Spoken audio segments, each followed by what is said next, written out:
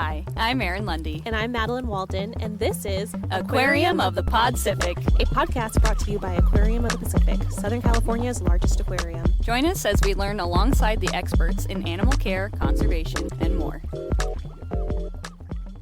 Welcome back to Aquarium of the Podcific. My name is Erin Lundy, and I am the manager of conservation initiatives here at the Aquarium of the Pacific. Yay, I love hearing your new title. I am Madeline Walden. I'm the aquarium's digital content and community manager. We have really long titles. I know, they're so long. And also co-host of this podcast. That's true. Erin Lundy. We both pod at the same time. We're podding together. Today, we have two guests, which is a very exciting episode for us, and we are going to be talking about a very exciting scholarship program that the aquarium administrates, and it is called our CELP Scholarship. That's right. And if you want to learn more about this program, you will in this episode. But afterwards, you can head to our show notes or head to our website, pacific.to, to learn more about the CELP Scholarship Program and even apply if you are so intrigued. Yeah, at the time of this podcast coming out, our applications are open. That's exciting. Yeah. And there is a financial award associated with this scholarship, but it also encourages there to be a community of scholars who engage with each other for years to come. And so it's really exciting to see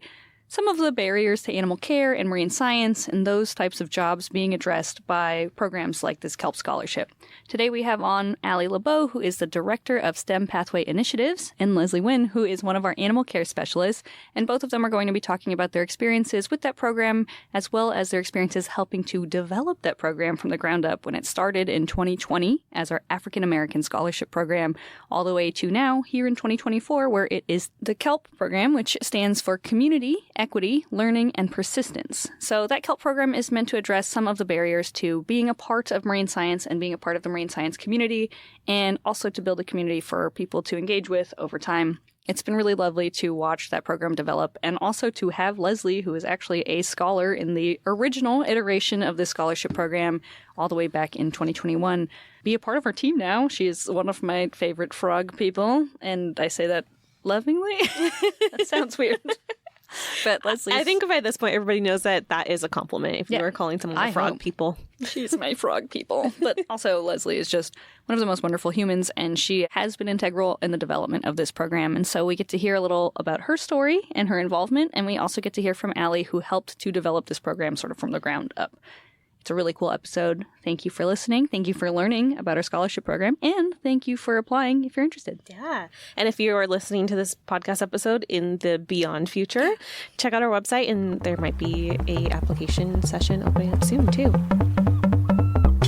Today we are joined by Alie LeBeau, who is the Director of STEM Pathway Initiatives, and Leslie Nguyen, who is one of our animal care specialists here to talk about our CELP Scholarship Program. So Alie, do you want to give us a little bit of an introduction into what that program looks like? Yeah, absolutely. So our STEM Pathways is a portfolio of equity programs aimed at broadening participation in marine science. So a couple years ago, the aquarium identified that a handful of new initiatives had launched that had some shared objectives, and there was an opportunity to unify them under one umbrella. And they said, hey, Alie, why don't you name that and figure out what that looks like? Mm-hmm. And it was a really great opportunity to figure out how we can do paid internships, career exploration efforts, early childhood programming, and our scholar program. It's been a really cool program to watch grow sort of from the ground up. Do you want to talk a little bit about the history of sort of how we established that program?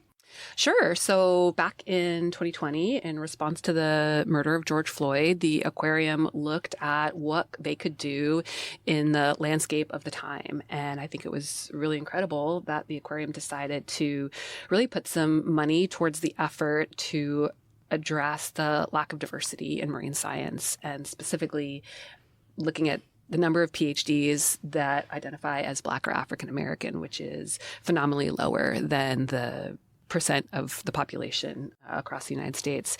And so at the time, our CFO, Anthony Brown, developed an idea to launch our African American Scholar Program. And it was still in the pandemic, so there was not as much opportunity to come together and be together in person. But at the root of it, it was driven by the idea of providing financial support as well as community development and networking opportunities so that students could come together and be in a room and not again have a place where they felt like they're the only one who looks like them. And it was phenomenal. And one of the reasons was we got to meet Leslie, and we got Leslie in our lives, which is We're all better because of this. Well, it has been lovely to watch that program grow and also to meet Leslie and to work with Leslie. And Leslie has become one of my favorite frog people here at the aquarium. But certainly you started getting to know us as one of the African American scholars when that program started out. And how has your growth trajectory looked here at the aquarium? Well, firstly, Erin just admitted that I'm one of her favorite frog people, so let's start there. Does that mean you're part frog? Part frog, part people. At that point, maybe. Currently identify as 50% frog, Thank you. 50% Leslie. I'm sorry, what was your question? You're like, I got very distracted. I am a frog. Right. After all. How has your development with the aquarium been? Like, how did you transition from scholar to working here and working in our animal care department? Yeah, so I started off as an African American scholar back in 2021. Applied in 2020 when I was still graduating college, of course, trying to figure out what I wanted to do. And that was also a time when I was unsure of what I was capable of. And so getting into this program was a big milestone for me, I would say, in my early career and ending my academic career at the time.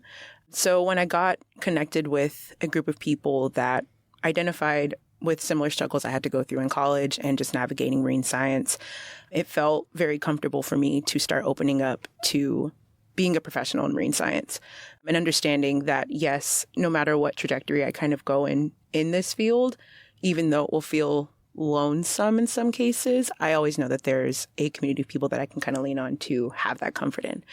And so that allowed me to really dive a little bit deeper into my professional capabilities. And through the scholarship, I gained a lot of confidence and I started applying to things that I didn't necessarily think that I would qualify for beforehand.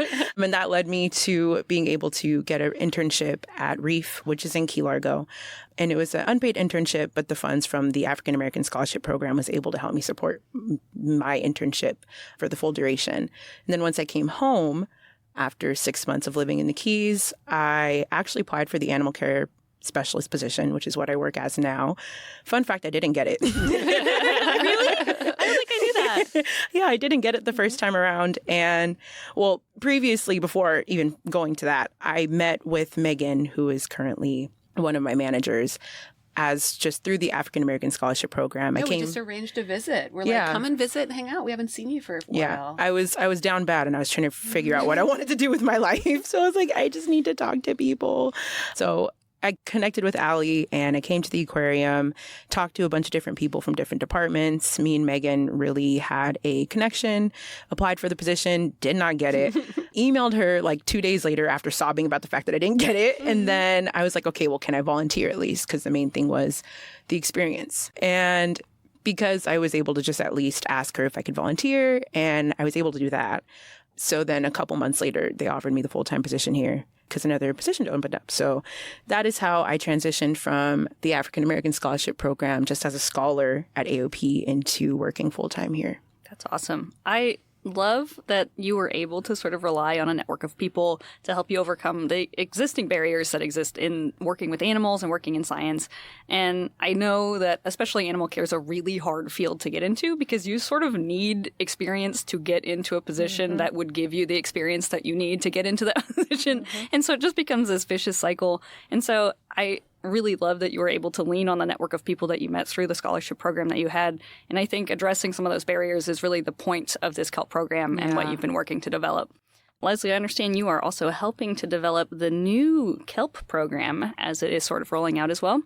Yeah, my involvement with the development of CELP has been more than I would have expected it to be. I mean that in the best possible way. Last year, PK, the CEO of the aquarium, asked me if I wanted to be involved with just kind of rebuilding what this program is going to look like because of the fact that I'm part of the original African American Scholarship cohort.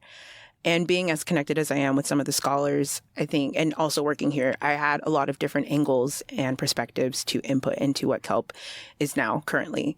And so what that looked like for me was coordinating with all the scholars because I wanted to make sure that I was not just allowing my voice and my perspective to show in this new program, but I wanted to make sure that the reflection of other scholars from previous cohorts, not just my own cohort, was also reflected in what CELP is now. And so it was months of trying to meet with people, sending out a bunch of emails like, hey, I have this doc. If you have any comments or if you have any input on this or that, please feel free, like if you want to meet. And honestly, over the course of 3-4 months or so, I got really close with a couple of scholars, and it eventually led to a few of us giving a presentation at the January board meeting at the Aquarium, which was a huge professional development for me, just to coordinate all of that and then try to figure out what it is that we wanted to message, how we wanted to message it, how are we really going to reach the people in that room. And yeah, it was a very gratifying experience, and just to see what CELP has become now and seeing the work that me and the other scholars have put in alongside Alie, it's very surreal, even now to this day. I have to say that the alumni involvement in the pivot from African American scholar to CELP is one of the things that I'm most proud of. It came out of a challenging time, and the fact that there's so much input on what we're keeping, what we learned from the 3 cohorts of the African American Scholar Program, what we could improve on, what we could provide the experience for, it is by far the thing that I am most proud of, because we know the value of the community that we're developing. And as we continue to add more cohorts of CELP scholars, the relationship with the alumni is just really essential. And there's something so special that started in 2021. Obviously, having Leslie part of the Aquarium staff is one amazing byproduct, but there's so many. So I am so grateful that you really took on that role and that you let me go, Leslie, I'm going to share this with you. What do you think about this? And you were able to even participate in the selection process for the first cohort of CELP scholars. So it wasn't like you just contributed to sort of this idea, but you were directly responsible for saying, I see these applicants and I can help identify who's a good fit for the program. That's really cool. Even me now, as Leslie's manager, did not realize how much involvement and how much work has gone into it from your end. And I think it's amazing to see you go from someone who is a scholar to being such an integral part of the development of how this program is continuing to grow. I mean, I would say that it's such a great example of what we're trying to do with STEM pathways. So Leslie obviously is in the animal care team. Her main job is to be part of our animal care department. I think that's one of the ways that we know STEM pathways can be most successful is by working across departments. Obviously, we rely on external partners, community partners, academic partners, but we really can't be successful in STEM pathways if we don't have buy-in from other departments. So Leslie's supervisors' approval of her time with us to support the development of CELP was crucial. And then that continued support. So Madeline's interest in, hey, let's try to do a podcast on CELP. Let's feature all these different people who can give us a little bit of time to meet CELP scholars. It's really essential. So I'm so grateful that there's continues to be that buy-in across departments. That's wonderful. Leslie, would you mind sharing a little bit about kind of what your role has been at the aquarium since you started? I know that you really were integral to the Frogs Gallery that just opened up in May. Can you tell us a little bit about that? Yeah, so my official role, as I mentioned, is an animal care specialist. So I work on our bird, mammal, amphibian team. When I first started working here, a lot of the area that I covered was with birds, and it was a great opportunity to get to work so closely with such a large variety of different birds. And then slowly, Erin, the AOP crazy frog lady, thank you. put together this little team of frog fanatics, and we slowly started to learn more about just how to care for our frog gallery. And by the end of last year, we got news that we were the next big renovation at AOP, which we were all extremely excited about, because at that point we were all wildly obsessed with frogs, probably more than Erin is at this point. Whoa. That's a lot. That's big. So by the end of last year, we got word that the Frog Gallery was going to be the next renovation. We were all really excited about it. And what that looked like for us, all of us, but especially like the other ACS's animal care specialists, it was a lot of running around, still having to cover other areas while managing our time to make sure that we are building the tanks for our new frogs. We had frogs in quarantine, so having to also help people that were new to like taking care of frogs in quarantine and like walking them through how that looks. And then also just taking care of the frogs that we already have in our gallery on the daily. So it was crazy for about 4 or 5 months. And even after that, with the new gallery up and running, which it looks great, go look at beautiful. It's beautiful. Love it. Not biased at all. Not biased whatsoever.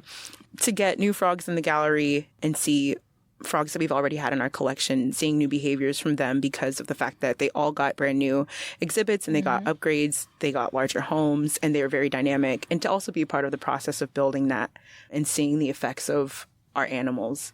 It's just something that, like, I go into the gallery every day now and I'm like, wow, our little babies, they're thriving. And yeah, I would say like my favorite part of that is continuing to figure out how we can breed some of the species that we have here. So it sometimes feels like a game where you have to figure out, what does this frog need? What do they need as a species to produce the suitable environment so you can produce some eggs? Because we are trying to grow our collection by breeding our own frogs. In a sustainable way. We practice sustainability here at the aquarium. But how cool, like 2 years ago, we were not having these conversations about frogs. 2 years ago, I literally didn't even bat an eye at frogs. Never saw a frog. And I will not say that in shame. But how amazing that so cool. it's all about these opportunities and connections and connecting with people who are excited. And now you're like, let me tell you about the cult of the frogs. It's kind of crazy how I feel like a lot of my friends now refer to me as a crazy frog lady. And I'm like, I know, it's a little bit too close to Erin. I just told her the other day, I was like, I think I need to stop hanging out with you. Oh, no. I'm following too many footsteps. They're little webbed footsteps. Right? I think it's been cool. Like, people don't often get an opportunity to build something in an aquarium from the ground up, and to have this group of people who is so passionate, and to have Leslie as part of it, and honestly a very huge driver in that. Leslie did all of the research for all of the species. She knew every single thing about what exact temperature parameters they need for every season. Like, there was so much thought put into that, and it was really impressive to just see people, especially people who were pretty new to the aquarium, put so much forethought and planning and then build these gorgeous exhibits. It's been cool. And not only were you doing that, but you're also helping with our sea otter surrogacy program. And you're just a very integral part of a lot of our programs here. And that has happened really fast for someone who joined us 2 years ago. And not even 2 years ago. Yeah. But how wonderful, because I think that would be our hope with programs under STEM Pathways and the CELP Scholar Program, is that we're giving more opportunity, and it's about those connections and those networks and those experiences to then say, whoa, look, I found my inner frog nerd, and now I'm going to contribute in this way. We all have an inner frog. An inner frog nerd. Yeah. I love it. Backing up a little bit, Alie, I think you might have mentioned it in the very beginning, but could we talk about what does STEM stand for and what does CELP stand for? Yes, I love acronyms. Yeah. STEM is science, technology, engineering, and mathematics. You sometimes see STEAM as well in the education world. And so that is adding the A for art, which is integrating both visual and performing arts with sciences. And so at the aquarium, we often get asked by our donors or by our supporters, do you do STEM? And I would say that so much of what we do is STEM, and lots of different ways of doing STEM. And so we think that everybody can be a scientist. Little kids are the best scientists. They make observations and ask questions and experiment by touching things over and over again. And so our goal across the education department is to encourage all of our learners to build their own STEM identity and see themselves as being capable of being a scientist. And again, with our STEM pathways, it's just sort of a smaller portfolio within the education team that's identified that there are historical boundaries to some participants seeing themselves as belonging. And so as part of the AZA community, as part of the zoo and aquarium industry, we have a new drive to address those barriers and own some of those barriers and acknowledge that we haven't always served the community in which we are situated as well as we would like to. So what are the ways that we can have new initiatives to bring in new people? And that includes at all levels. How can we do it at the early childhood level? How can we do it in high school? How can we do it in that college level when people are trying to determine what their next steps are? And then in terms of CELP, so CELP stands for Community, Equity, Learning, and Persistence. So CELP. I kind of like it because it is kelp, like Southern California algae, which is kelps. I'm kind of a kelp nerd, but this Southern California iconic species. And the CELP Scholar Program is specifically targeted at Southern California students. So undergraduates and graduate students that are enrolled in Southern California classes. We have this foundational environment habitat that people grow, that fish and invertebrates grow in.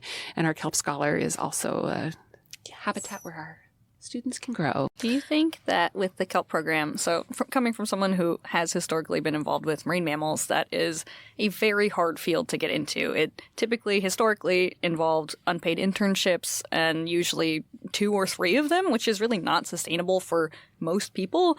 And I was only able to do that because I was able to live at home and happened to live near where there were marine mammals that I could work with. Yeah. And so I think it's really heartening to see that we are trying so hard to address these things and these barriers to the field that I work in and I care so much about, because the diversity is lacking, I would say, oftentimes in really the animal care field in general, but especially working around marine sciences and especially marine mammals. So it's been really cool to watch this program be developed and address some of the barriers that have always historically been a part of every internship, every job that I've ever seen. Do you anticipate that this CELP scholarship program serves outside of just working, here at the aquarium? What else can this scholarship do for people? Yeah, absolutely. I mean, it would be great, right? If the world could use 1,000 more Leslies. Phenomenal. I think Leslie has this amazing story of starting as a CELP or as a African American scholar and then working at the aquarium. But we also know that's not everyone's trajectory. So I think the goal isn't necessarily that everybody finds their way to an organization like the Aquarium of the Pacific, but that they find their own path. We hear a lot from some of our students or from some of our CELP scholars, their interest in being a role model for other people. And so that might look like staying in academia, but that might not be the right fit for everybody. Academia has its own opportunities and challenges. And so just exposure to others that are in the same place, others that are working in the field. Because I really think with all of these career explorations or networking experiences, you can learn something that you like and you can learn, wow, that was a really great experience. I learned something from it, but that's not a great fit for me. And so that's one of the things that CELP Scholar Program provides for our students. So for those who are interested in science communication. Yeah, I really would like to talk to people. I wonder what that's like. They can come and volunteer at Family Science Night. They can interact with guests on the floor. They can shadow a school program. And you can learn a lot by just doing 2 hours at a Family Science Night. And it's amazing to see the scholars that are jazzed and energetic and, oh my gosh, I can't wait to do that again. I'm going to try it differently next time. I really want to do more of this. And then there are others that are like, that was fun. I don't know if that's for me. I'm not really sure if that's what I want. And just that 2-hour experience is a really, really valuable opportunity to gain a little bit more knowledge about what you like and what you don't like, and to be introduced to more potential jobs. Because we always say you don't know what you don't know. And so if we can introduce a little bit more background, then maybe you have different questions, bigger questions, better questions to keep exploring.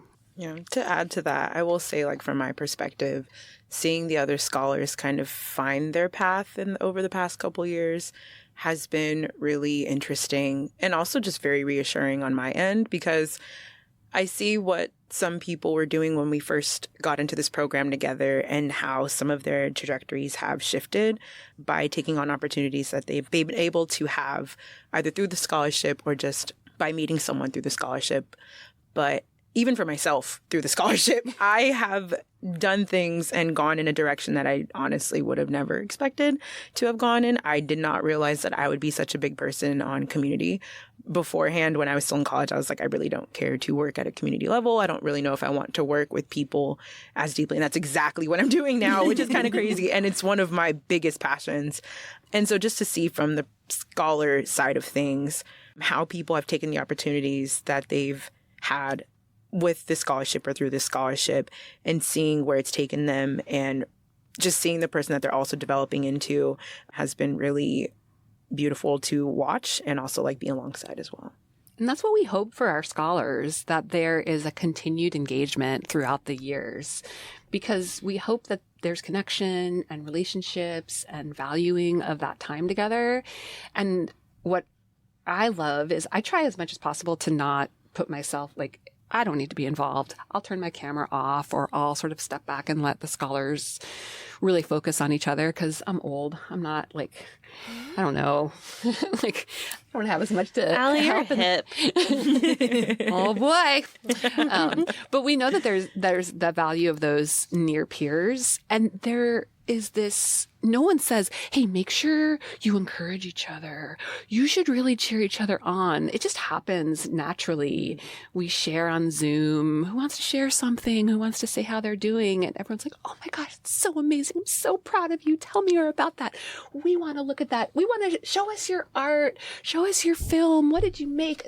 It's just this joy that comes from it. And so if that continues, that can continue to be a source of pride and connection to face those challenges in the future. That is really important. So that's the C in community, right? Like that's the C in CELP, that community we're trying to build. That's amazing. It must kind of feel like you're a senior and the freshmen are coming in. Like, does it kind of feel like that a little bit? In a way. That's how I'm picturing it. Yeah, I'm like, even last night we had a check-in for the alumni and for the new CELP cohort. And for the most part, I didn't want to say too much because I'm like, this is a catch-up. Like, I want the people part of this new cohort to talk about what they're doing and like give them basically the platform to talk about what's going on with them. And I'll like, dabble in when I feel like it's necessary or just like, if I have anything really to say. So in a way, yes, but also no, because I very much feel equal to them. Like we're all in a space of just trying to figure it out. Awesome. But I feel like in short, to explain what this program is, this and the African American Scholarship Program is, it is just a space to allow a community of people that are in very similar spaces to support each other. Like in very simple terms, I feel like that's what this program is meant to be. There's resources, but the biggest resource is each other. And yeah, just seeing new faces come in every year is refreshing because new perspectives, new ideas, new things that you get to see other people that you get to walk alongside are doing. And it's very inspiring. Like every time I go to these scholarship symposium, I walk out from that day feeling extremely expired. I mean, it is a long day. So. I do feel expired as well. Inspired and expired. My heart is so happy. That is, yeah. I love that. Yeah. Especially the first symposium I went to with Max Bracey. Because I didn't make it to my the first symposium, which I was a part of, supposed to be a part of, but I was in Florida. So I went to the previous year, 2022, and I got to see basically a lot of work that I had put in kind of come to fruition right in front of my eyes. And I think that's the first time I felt that feeling and that experience. And that was at the symposium. And it's a safe space. You're in a room full of people that get it and that are going through it with you. But they're all on their own journeys as well. So just seeing all of that and everyone in their own spaces and flourish and thrive and also talk about the struggles that they go through. You feel very seen, but you also just feel very inspired and expired by the end of the day. It's a lot of inspiration. You get expired. Yeah, that's awesome. So what is the sort of like age group that you typically see within the CELP Scholarship Program? Yeah, so for CELP scholars, applicants can be community college students, undergrads, or graduate students. So we want to prioritize undergrads because we know that that's where we likely will have the most influence on exposing people to different careers. The grad students, our PhD students are phenomenal. And so we want to include them because we know that they serve as a near peer for some of our undergrads, and they really identify their interest in developing those mentor experiences. So for the 2024 cohort of CELP scholars, we named 15 students. Wow. 10 of them were undergrads. 2 of those 10 were community college students, and 5 were graduate students. 2 of those 5 were PhD students. So it's really in that undergrad and graduate student level. And when we look at the applications, we compare undergrads to each other and compare grad students to each other. Who's eligible? What are the requirements for someone who's interested in applying for the scholarship? So for students to apply to the CELP Scholar Program, we ask that they are enrolled in a community college, undergrad, master, or PhD program in Southern California. We don't have a line in the sand that we call Southern California, but the reason we're focused on that region is because now that we are in 2024, we have the opportunity to come together more frequently. So there's more in-person opportunities. Our African American scholars were from throughout California, which was phenomenal, especially in 2021. But having a more local focus allows us to pull students together. We are looking for students that are studying any STEM-related field that has to do with the ocean or coastal environments, marine conservation. There's not a specific major that you have to be, because we know that there are lots of paths that start in different places. But we would love that interest in marine science, that interest in the aquarium, environmental science, oceanography. There's lots of different names that they could be. And we really are looking to students who identify as a member of groups that have been historically underrepresented in STEM and marine science. We really encourage them to apply. That's not a requirement. Any member of our community, regardless of race, religion, ethnicity, veteran status, anyone is welcome to apply, but we're really hoping to increase the representation of those historically underrepresented in STEM. When can people apply? Our next round of CELP applications will launch this fall. Leslie mentioned our Scholar Symposium. So on September 28th, folks can watch remotely. It will be streamed live. Our Scholar Symposium will feature the 15 CELP scholars each doing a 5-minute lightning talk and then doing a Q&A session. That will be streamed live and available to watch later on demand. We're hoping to have our application ready, if not the day of the symposium, soon after that in mid-October. There'll be an online application. There's a portal. We'll ask you some questions, some information, and we definitely recommend that you watch our live or afterwards session for... We're going to link to it because this is going to come out after the symposium. Okay, perfect. So we're going to link to everything you're talking about is going to be in our show notes. So check it out if you are interested. It'll be linked in our show notes. But yeah, I love symposium days. They're really amazing. So I'm excited that we get to stream them and our audience can view them too. And we will host a session to help answer questions about the CELP application. And so we walk through it. We introduce some FAQs, things that people usually want to know. We share some suggestions for the essays, and that's posted afterwards to encourage people to learn more and make sure that they're doing their research about the program. So cool.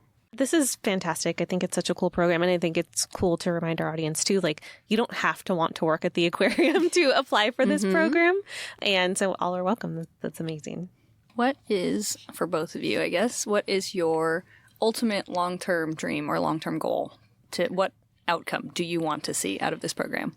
You're asking a mid-20-something right now. I don't know. I'm just kidding. I thought you were asking what I want to be when I grow up. Right, and that's what I thought. I was like, I don't know what do you want to be? I also want to know that. An astronaut. A frog. A fighter pilot. Right. My ultimate goal for what CELP and previously the African American Scholarship Program is to have a worldwide network of people that can lean on each other for resources, connections, network building, professional development, personal development, really whatever they need. And so they always have someone and something to rely on and lean on, and a safe space to have as well. I think that's something that we are continuously navigating, creating safe spaces. That is something that I have recognized coming from a marginalized community, not just in marine science, but just in general. And when you walk through life, you recognize that you're looking for safe spaces. And so specifically in marine science, that's exactly what this scholarship program is meant to be. And we see how connected the CELP and African American scholars already are. Like, hey, I saw you at BIMS week last year, or hey, I saw you at this conference, or hey, I have some data, like maybe we can collaborate our research. Like, you already see so much of that connection between the scholars now. We're only in our 4th year. So imagine where we're going to be 4 or 5 years from now. And we already have scholars that are traveling across the world doing absolutely mind-blowing, amazing things in marine science. And that connection is just going to continue to grow, because naturally those connections will then connect with other people, which will then connect with other people and continue that pattern. For sure. Science can't happen in a vacuum, and I think that's probably the biggest takeaway of my entire job and my career here, is that there is no project you can do by yourself. And so finding that community and finding the people that you can ask for help, and also that are approachable and easy to talk to, and you have resources available to you, is wildly helpful. Well, and then it also builds on itself. So it's not just the community, but imagine in 10 or 15 years, there are people who are even further along in their profession. And so then they become the role models for new CELP scholars. And so the ultimate way that I see CELP being successful is that we are addressing the challenge that launched the program in the first place. And that's a big challenge to overcome. So it will take a really long time, but we know that the success will be in the individual stories. And so I would love to continue to find ways to tell these stories, to connect those scholars with each other as they proliferate around the world and are making these strides in conservation and science and aquarium care. And that also it kind of becomes the standard for our industry.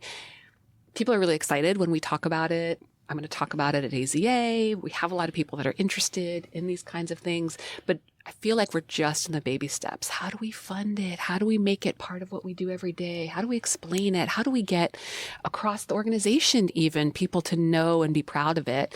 And so I think that kind of PR opportunity, right? That bigger story being told in more ways is another opportunity. Leslie shared when she first started, a couple people were like, "Oh, you were a scholar? What does that mean?" And so we were like, yeah. What kind of scholar? Action What do you note. mean? Action item. Make sure people internally know what we're talking about. So things like this podcast, things like the all staff meeting, opportunities to share the story and to get people to say, "Oh, I'd be happy to meet a scholar. I'd be happy to help with that. I could host somebody for a job shadow." The more easy those things become, the more the system works for us. Yeah. You mentioned that we're sort of in like the beginning steps of developing the program and like really building this connection, but not even just at AOP. I would say just worldwide in marine science, in sciences in general. Like I think globally, we are in a space of trying to now create space for people of marginalized communities to be able to integrate themselves into previously unwelcoming spaces like marine science and other types of STEM career paths.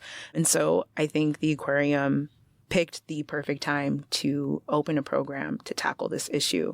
And you're starting to see more nonprofits pop up. You're starting to see more programs from other organizations pop up that are meant to tailor and cater to people who come from communities that previously did not have the resources or the people to rely on to even just allow themselves to make a career out of these types of pathways. And we see connection between those nonprofits and scholar alumni. Oh, you're going to BIMS week. Oh, you're in BWEAMS. Oh, you work in this lab. Or you did, and so there's already these connections, and that strengthens all of the work that we're trying to do collectively. Yeah. It's funny. You'll see a nonprofit that popped up, and they all kind of started in the same time frame of like 2016, 2017, or probably 2018, 19. And so you can tell that genuinely this is a relatively new thing that I think we are all collectively trying to tackle, which is great, but like the time is now. And so it's an honor on my end to be able to be a part of that first initiation of really trying to make space for everyone to be a part of ocean science and just STEM in general. Beautifully said. Okay, so to clear up the details of the scholarship before we wrap up, what is the financial award if you do apply and you are chosen as one of the CELP scholars? Yes. So we know that there are lots of benefits to being named as a CELP scholar. You are included in this growing community. You get individualized, curated networking opportunities with aquarium staff members and others outside of our network. You come to the symposium, have this energizing day, but there is a financial award as well. And that financial award is $10,000, and that is given to the scholar to use at their discretion. Many scholars use it to support their tuition costs. Others have used it for housing. Some of our grad students have used it to provide undergraduate research opportunities to support their work. Some have bought dive gear, field collection gear. It is really up to the individual student to determine how that money can be best used. And what we've heard is that it alleviates just a little bit of concern. No one is necessarily applying for it solely, or we hope that they are not solely applying because of the dollars, but we know the reality is that financial support is really important as they make choices about their time and their commitments. That's amazing. As a nonprofit, I know this program is supported by many of our donors. If someone's listening to this, how can they support the program? Absolutely. We're so grateful to the foundations and the individuals and the families that believe in this program. Our board has been a big supporter of it since it launched in 2020 as the African American Scholar Program. So if anyone is interested in supporting, we definitely recommend that you visit pacific.to/CELP to learn more about the program. And there is a link there to give directly to this program. And no gift is too small. Every bit helps us support our scholars. Amazing. We'll link that in our show notes too. It's CELP with a C. CELP with a C. CELP. CELP. Thank you both so much for joining us today. This was so much fun. I loved getting to learn more about the program. It's something that I've gotten to know some of the scholars over the past couple of years. It's so cool to watch this program grow and develop in so many ways. We're excited about it. More to come. Can't wait to hear everyone's stories as our scholarship continues to develop and we continue to build our community. I think it's going to be really cool. And I think year to year, we may even have more success stories, I hope so. like Frog Leslie. More frogs. More frogs. It is not a funnel into frog. Right. I just want everyone That's to exactly what this is. Community, equity, learning, and Philo-babies. That's a good frog joke. That's a nerdy frog joke right there. amazing. All right. Can't get better than that. Thank you, guys. The Aquarium's CELP Scholar Program seeks to broaden participation in marine sciences, help more students find their own community in STEM, and support students' persistence in the field. Eligible students are enrolled in a community college, undergraduate, master's, or PhD program in Southern California through at least December 2025, studying any STEM field related to ocean and coastal environments, marine conservation, or informal science education. Majors may include life science, biology, marine science, oceanography, environmental science, and others, and are able to complete a W-9 or W-8 to the Aquarium for award processing. The Aquarium believes everyone is welcome in the work we do and strives to cultivate a workforce that reflects the diverse communities in which it is situated.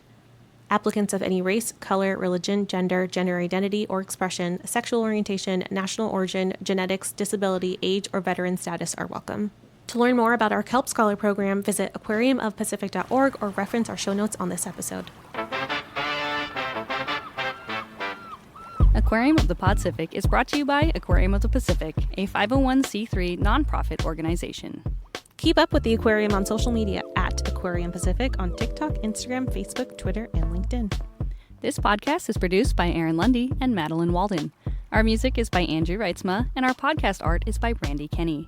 Special thanks to Cecile Fisher, Anitza Valles, our audiovisual and education departments, and our amazing podcast guests for taking time out of their day to talk about the important work that they do. Podcific isn't possible without the support of the Aquarium's donors, members, guests, and supporters. Thanks so much for listening.